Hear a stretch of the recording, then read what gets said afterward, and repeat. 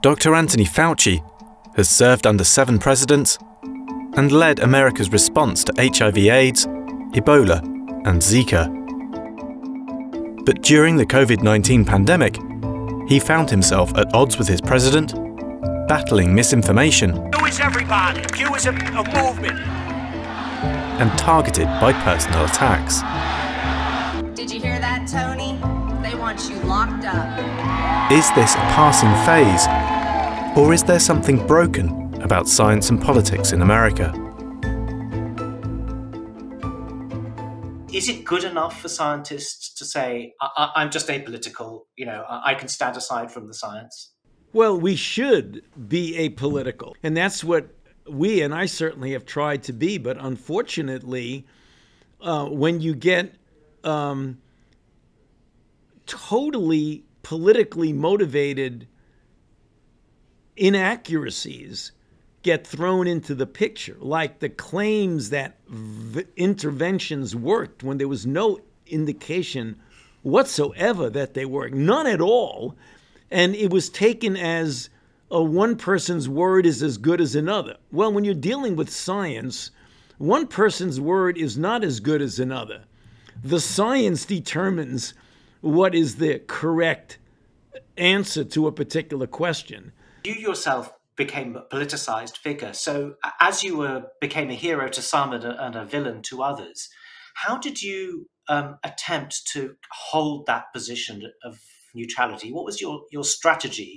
My strategy is to always stick with the science, be flexible enough that when new information evolves in an evolving outbreak, to make sure that you're flexible enough to modify your position on public health issues. I've done that to the best of my ability, but the political issues that have come in, you get accused of flip-flopping. Now, that's very interesting, because if scientists did not change their approach to things as new data evolved, they would be violating the principles of science. And yet that has been interpreted as flip-flopping.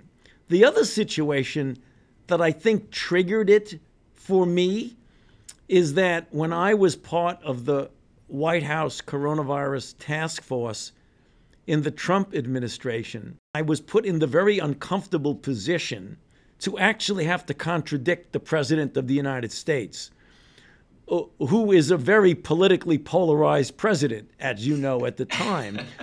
And it was something I was really quite uncomfortable in doing. I took no pleasure at all. I have a phenomenal respect for the institutions of my country, including the presidency and the various forms of government, the legislative and judicial branch. And the idea that I had to, at great discomfort, come out and essentially contradict and correct the president, that created a sort of a groundswell of antithesis towards me, or antipathy, that's the right word, towards me on the part of the far right, who were very much, aligned with Trump. And all of a sudden, I became the opposition, which was really unfortunate, because I was really being guided purely by the science. Has it changed your view of public service? I mean, if you were talking to a young scientist now, would you say, look, just stay in the lab, do the research? You can do an awful lot of good writing papers and researching into diseases. Or would you still say, look, public service is the thing to do? I would be very upset if qualified young people refrain from entering into public service because they see what I and some of my scientific colleagues are going through. It is really extraordinary. You are probably aware that when you have disagreements are healthy, particularly when you discuss the basis of the disagreement. But now when you have scientists like myself, and I'm not alone in this, who come out with a science-based opinion, they wind up getting death threats That's very common. It's not a rarity. It's quite common. That is very disturbing, and I really do hope that we see our way out of that, because that, I think, is going to interfere with the normal and appropriate discourse and agreements and disagreements and discussions. When if you give an opinion that disagrees with somebody, you get threatened, your family get threatened. That's really very bad news.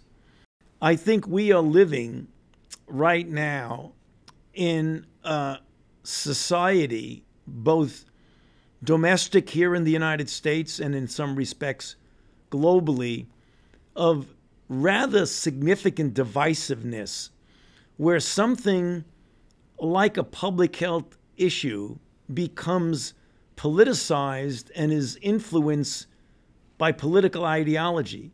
I mean, we had disagreements when we had HIV, and political differences with Ebola, and political differences when we were dealing with Zika and all that. But never was it such that there was such a profound difference in which, in many respects, things that were completely untrue are accepted by large numbers of people. And you have these differences of opinion of things that should not be any differences because they're just facts. I'm Sasha Nauta, Executive Editor at The Economist.